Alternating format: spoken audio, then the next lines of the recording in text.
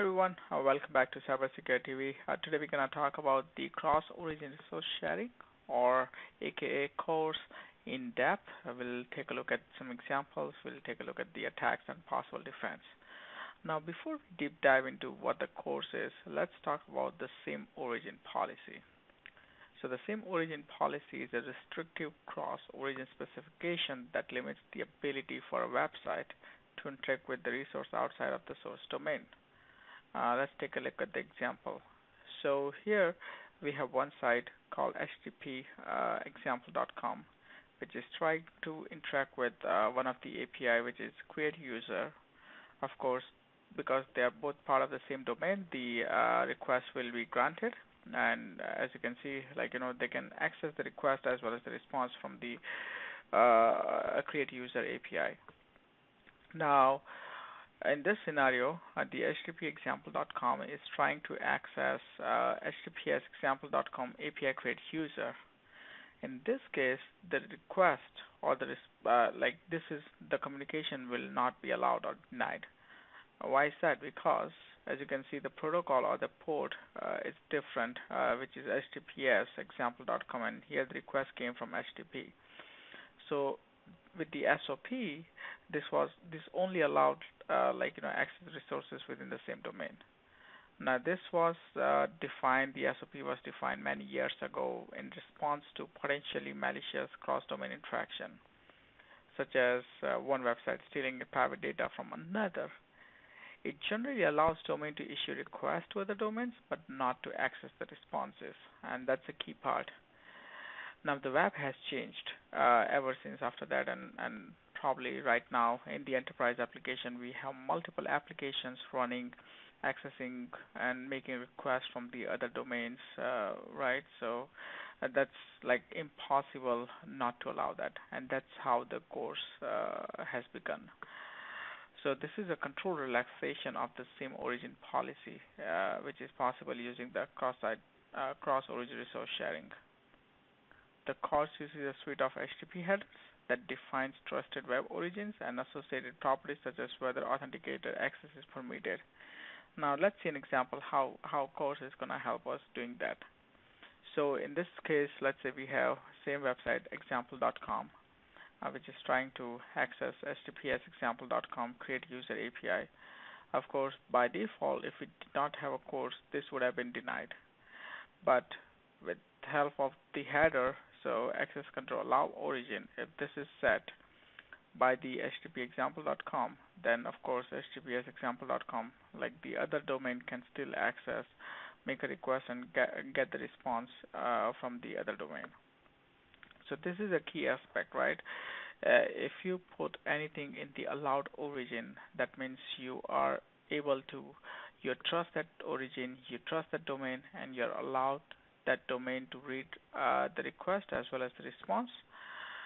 So this is a very good tool for the applications which have rely on the multiple domains, but then it also opens up a few vulnerabilities and best practices that you have to follow to avoid that. So one of the thing is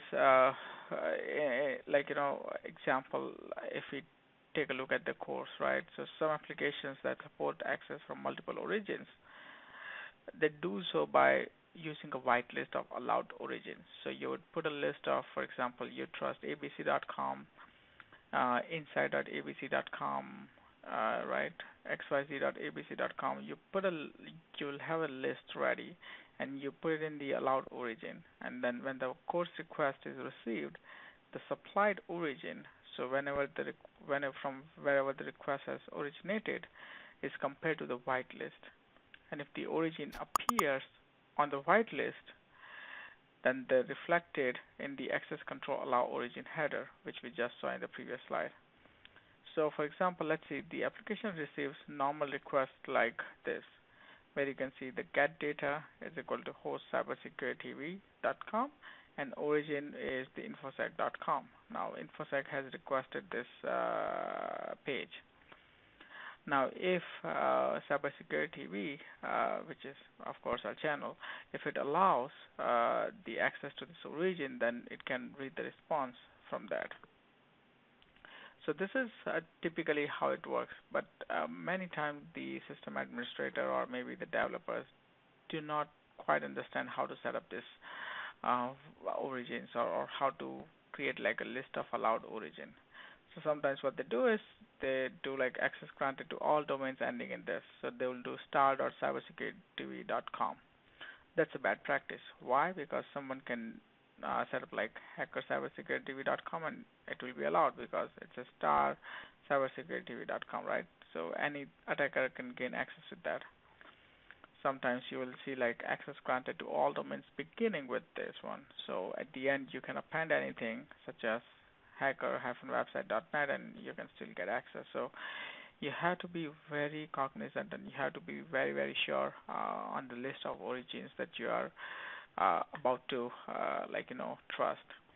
And this is where the pen tester task becomes very critical. If you see any of this, and this is not a don't take this lightly. This is a high severity problem. Like this is a high risk issue. So if any of you see this problem in any of your pen testing engagement, probably it's worth raising this as a high security finding and get it fixed, depending on, of course, what kind of resources does the website host and everything. But yeah, that's something you should definitely flag. Now, it is quite possible that you can also have the cross-site scripting possible with this misconfiguration, and this is one of the reasons it's a high-risk vulnerability. So, for example, even correctly configured CORS, right, like establish a trust relationship between the two origins. So if I trust xyz.com, my site trusts the xyz.com, then xyz.com has full access to my domain. So if a website trusts an origin that is vulnerable to cross-site scripting, then an attacker could exploit the XSS to inject some JavaScript that uses the CORS to retrieve sensitive information from the site that trusts the vulnerable application.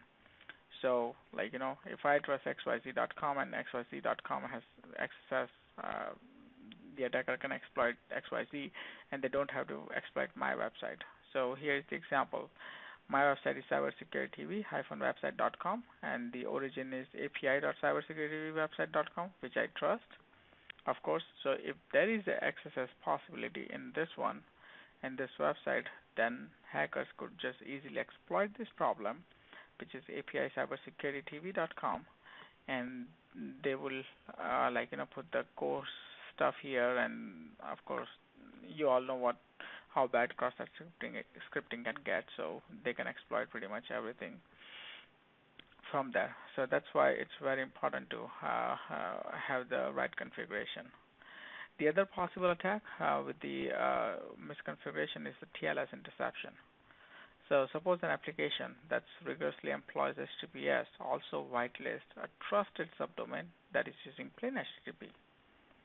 So for example, when the application receives the following request, which is from cybersecuritytv.com, but the origin is HTTP trusted subdomain cybersecuritytv.com. If I trust this domain, and if I set like access control allow credentials too, that means authenticated credentials, then yes, anyone can intercept traffic between, of course, because HTTP, anyone can spoof, intercept the traffic and read through all the plain text communication, even though this only supports the HTTPS, even though cybersecurity.com only supports the HTTPS. So in this a situation, attacker who is in position to intercept the victim in user's traffic can exploit CORS configuration to compromise victim's interaction with the application, right? So that's again another possible scenario that how someone can exploit. And another possible scenario is access to the internal sites. Now, as we all may know, like internal sites are not kept up to date or does not have same security standard as the external sites. So, for example, if we receive the request such as this one, which is the host is intranet, but you got the request from the outside on the public internet, then and if it's access control our origin set to star, and of course the internal sites they never take care of whether we should have star or not, and that's where the main vulnerability lies. You should never allow your company to put a probably lower the security standard for the internal sites, because in such scenarios you can easily get exploited. So now the application server is trusting resource requests from any origin, as it says start here, right?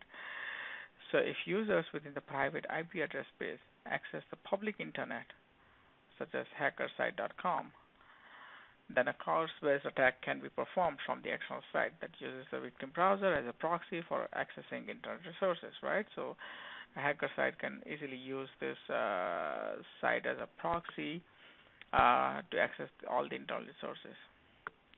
So we talked about a bunch of attacks, and there are quite a few other as well which are possible. These are just some high-level list of what an attacker can do with the misconfiguration.